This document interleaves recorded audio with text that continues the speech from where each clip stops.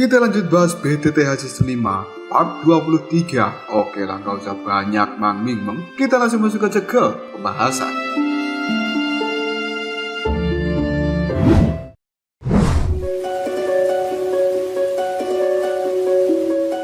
Kini Xiaoyan sedang bersama dengan Ratu Medusa. Mereka menunggu kedatangan dari Xiao Yixian. Dan tidak lama kemudian, Xiao Yixian pun datang menghampiri Xiaoyan. Xiao Yixian kemudian memberitahu jika 3 sekte tidak jadi mundur karena dahulu sekte Angsa Emas dan juga Lembah Mulan sangat ingin menaklukkan kekaisaran Jiama. Mereka mengandalkan Yan Duotian dan juga 3 tetua Mulan dalam operasi berikutnya, sehingga Xiaoyan harus bisa menyingkirkan kedua orang itu supaya peperangan ini bisa dihentikan. Xiao Yixian kemudian bertanya pada Xiaoyan cara apa yang akan dia gunakan untuk mengendalikan tubuh racun milik Xiao Yixian ini, dan Xiaoyan kemudian memberikan sebuah resep obat serta menjelaskan cara kerjanya. Namun Xiao Yixian sedikit tidak yakin karena terdapat satu bahan yang sangat sulit untuk bisa didapatkan. Salah satunya adalah inti monster naga kalajengking racun tingkat ke-7. Meskipun hal itu sulit untuk didapatkan, namun Xiaoyan sudah mendapatkan kabar tentang bahan-bahan yang harus dia kumpulkan, dan Xiaoyan akan berjuang sepenuhnya untuk mendapatkan hal itu. Sebelum pergi, Xiao Yixian pun memberikan sebuah serpihan giok dan ia meminta supaya Xiaoyan memecahkannya ketika dirinya ingin melakukan pergerakan.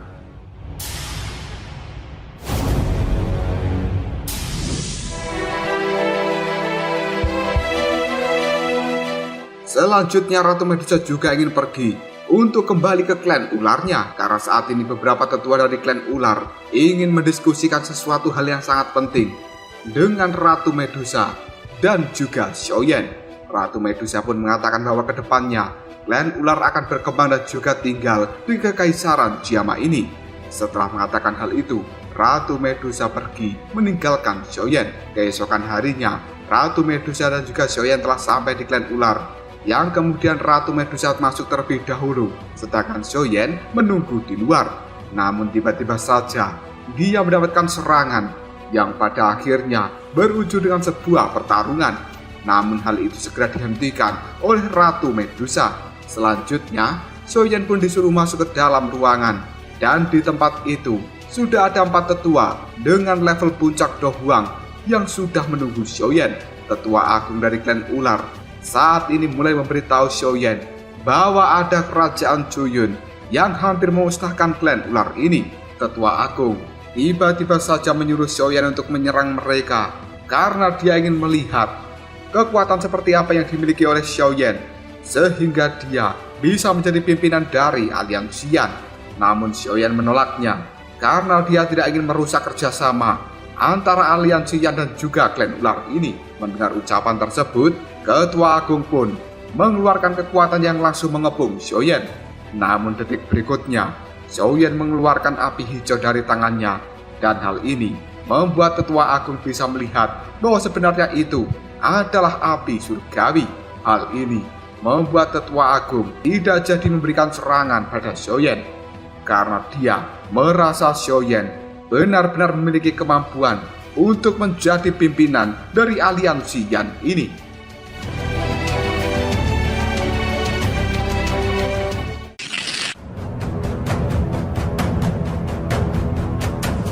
Selanjutnya Tetua Agung mengatakan bahwa tujuan utama para tetua mengundang Xiaoyan ke tempat ini yaitu untuk membantu menghilangkan 2 energi yang bertabrakan di dalam tubuh Ratu Medusa. Karena jika hal ini tidak dikeluarkan, maka tubuh Ratu Medusa kemungkinan besar di masa depan nanti akan meledak dan dia juga akan meninggal. Energi tersebut bisa dikeluarkan dengan menggunakan sebuah ilmu rahasia, dan Tetua Agung memberikan salah satu caranya yang bisa digunakan. Namun hal ini sangat mustahil untuk bisa dicapai oleh mereka karena sebenarnya yang dibutuhkan adalah pil penyatu jiwa. Tetua Agung pun mengatakan bahwa pil penyatu jiwa ini hanya bisa dibuat dengan 3 jenis api surgawi serta kekuatan darah dari keturunan seorang alkemis. Xiaoyan kemudian berjanji akan memikirkan cara untuk membuatkan pil tersebut dalam jangka waktu 2 tahun mulai saat ini. Ucapan dari Xiaoyan itu dipercayai oleh tetua agung yang kemudian sang tetua memberikan resep pil kepada Xiaoyan. Karena urusan yang ada di tempat ini sudah selesai, Ratu Medusa pun mengantarkan Xiaoyan untuk kembali pulang.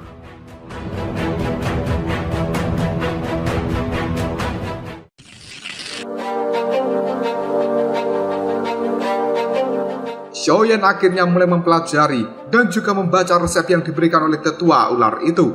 Walaupun penuh dengan resiko, Xiaoyan akan mencobanya sampai dia benar-benar berhasil demi menyelamatkan Ratu Medusa. Dan kali ini, Xiaoyan bersama dengan Tuan Hai Bodong beserta dengan tetua Jialau, mereka berada di sebuah tebing. Xiaoyan memiliki rencana akan kembali melakukan penyerangan terhadap Yan Luotian dan juga 3 tetua Mulan. Penyerangan ini akan dilakukan secara diam-diam. Jika rencana itu gagal dilakukan, Xiaoyan pun meminta Tuan Hai Bodong dan juga tetua Jialau untuk segera melakukan pergerakan. Tidak lama kemudian Ratu Medusa pun muncul bersama dengan pasukannya. Setelah berdiskusi beberapa saat, mereka pada akhirnya pergi dan yang tersisa hanyalah Xiaoyan dengan Ratu Medusa. Ratu Medusa kemudian mendapatkan sebuah peta yang dikirimkan oleh Xiao Yixian. Di dalam peta tersebut telah ditandai keberadaan dari Yan Luotian serta 3 tetua Mulan. Dikarenakan keberadaan antara Yan Luotian dan juga 3 tetua Mulan terpisah, terpaksa Xiaoyan dan juga Ratu Medusa juga harus bertindak secara terpisah. Ratu Medusa akan menghadapi Yan Luotian, sementara Xiaoyan akan berhadapan dengan 3 tetua Mulan.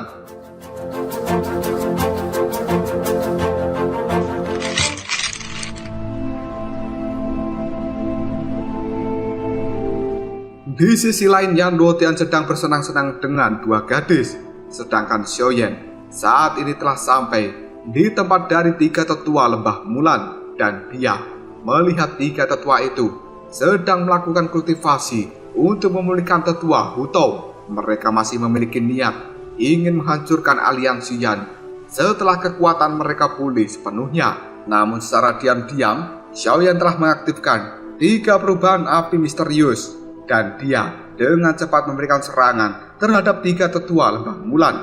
Pada akhirnya, Xiaoyan kali ini bisa menyergap tetua Hutou. Hal ini membuat tetua Sito kemudian bersumpah jika dirinya dan juga lembah Mulan tidak akan kembali mencari masalah dengan aliansi Yan dan juga kekaisaran Jiama, asalkan Xiaoyan mau melepaskan tetua Hutou. Tapi Xiaoyan menyadari bahwa ini hanyalah sebuah alibi saja. Xiaoyan tidak peduli dengan ucapan dari tetua itu, yang kemudian dia mencekik leher tetua Hutou sampai meninggal. Keributan yang ada di dalam ruangan ini pun didengarkan oleh para penjaga yang ada di luar sana. Hingga pada akhirnya Xiaoyan terpaksa harus melawan para penjaga itu sebelum dia pergi dari tempat ini dan masuk ke dalam hutan.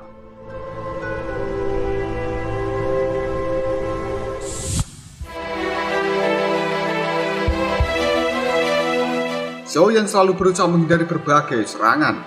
Tetua Chutou dan juga Sito saat ini terus mengejar Xiaoyan hingga pada akhirnya mereka kembali melakukan pertarungan. Saat Xiaoyan melihat Chutou dan juga Sito sedang menggabungkan kekuatan mereka, Xiaoyan pun melemparkan kekuatannya. Namun sayang hal ini masih bisa ditepis oleh para penjaga yang juga ikut mengejar Xiaoyan. Xiaoyan kali ini mulai panik karena jika dirinya terus diserang oleh kelompok itu, kemungkinan secara perlahan dia akan kalah. Hal ini membuat Xiaoyan pada akhirnya akan mengeluarkan api teratai amarah Buddha.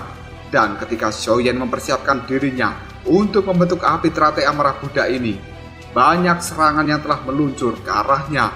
Bahkan serangan maut dari 2 tetua lebah Mulan juga telah mengarah pada Xiaoyan. Di saat yang paling genting, Ratu Medusa pun muncul. Dia pun menghancurkan serangan dari orang-orang lembah Mulan. Selanjutnya, Ratu Medusa menyuruh supaya Xiaoyan pergi duluan dari tempat ini, sedangkan dirinya akan melawan tetua dari lembah Mulan itu. Hanya dalam waktu yang cukup singkat, pasukan yang ingin menyerang Ratu Medusa lenyap dalam seketika. Hal tersebut membuat tetua Chutou dan juga tetua Sito akhirnya melarikan diri. Ratu Medusa pun mengejarnya dan mereka berdua dibuat terjatuh di dalam hutan. Saat ingin kembali kabur, Ratu Medusa pun memberikan serangan yang menusuk pada tetua Chuto dan juga tetua Shito, yang akhirnya membuat mereka meninggal. Dan Ratu Medusa kali ini mengambil cincin penyimpanan milik mereka berdua.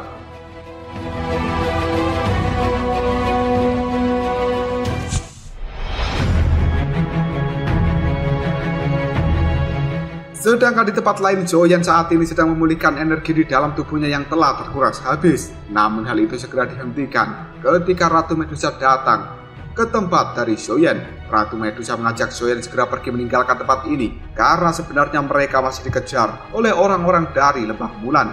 Dan Joyen kali ini terus mengikuti pergerakan dari Ratu Medusa. Mengetahui orang-orang yang mengejar mereka semakin mendekat, Ratu Medusa pun mengajak Joyen bersembunyi. Dan setelah aman, Joyen memperlihatkan mantra 3 monster yang telah dia dapatkan. Namun hal itu hanya 1 jilid saja. Joyen merasa cukup menyesal karena tidak bisa mendapatkan bagian yang lengkap.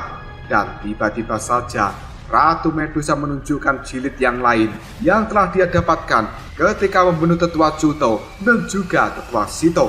Hal ini segera diberikan oleh Ratu Medusa kepada Joyen. Selain itu, Ratu Medusa juga telah mendapatkan teknik gulungan terbang yang dia dapatkan ketika membunuh Yan Luotian. Hal ini juga diberikan kepada Joyen. Dan setelahnya, Ratu Medusa pun berpamitan karena dia saat ini ingin kembali ke klan ularnya. Ratu Medusa harus mempersiapkan perpindahan klan ular ke wilayah yang baru di dalam Kekaisaran Jiama.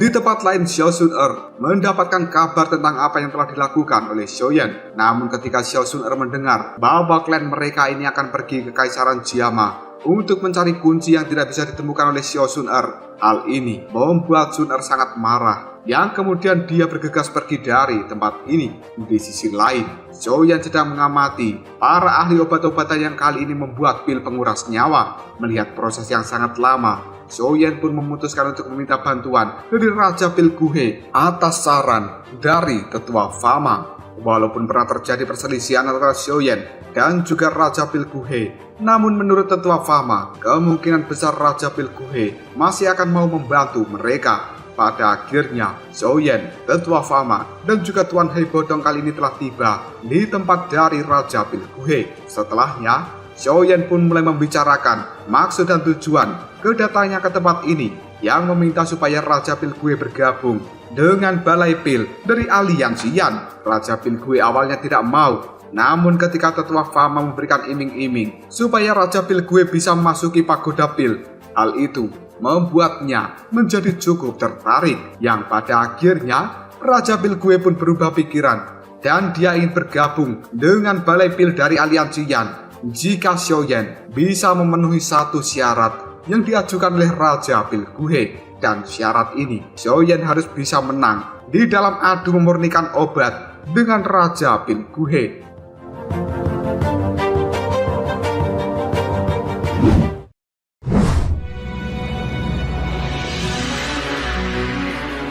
Joyen pun menyetujui persyaratan yang diajukan oleh Raja Pilguhe, yang kemudian mereka berdua masuk ke dalam rumah dari Raja Pilguhe ini. Sedangkan Tuan Hei Bodong dan juga tetua Fama menunggu di luar.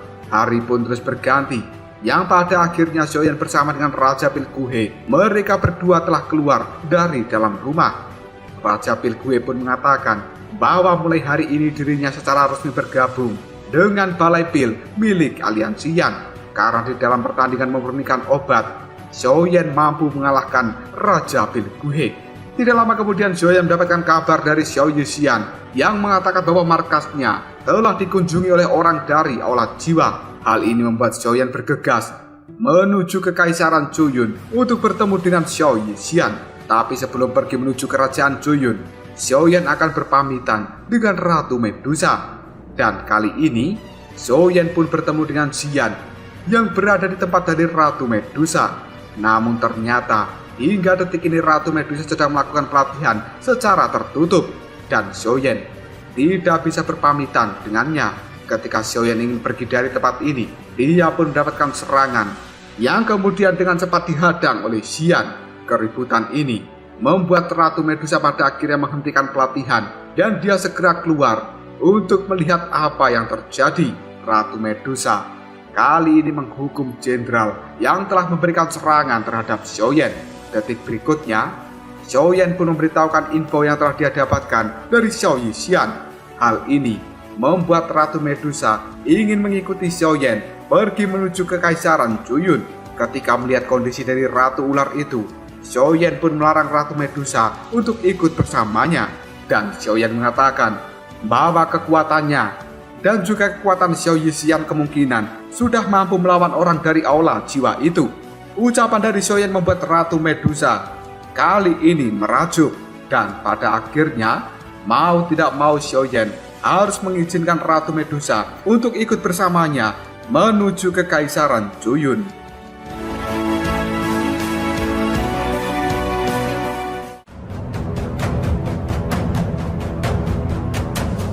Lalu apakah yang akan terjadi selanjutnya? Bisakah Xiaoyan menangkap orang dari aula jiwa itu yang kemudian mengorek informasi darinya? Jika kalian penasaran, tunggu aja jawabannya di next video Koprol Shop.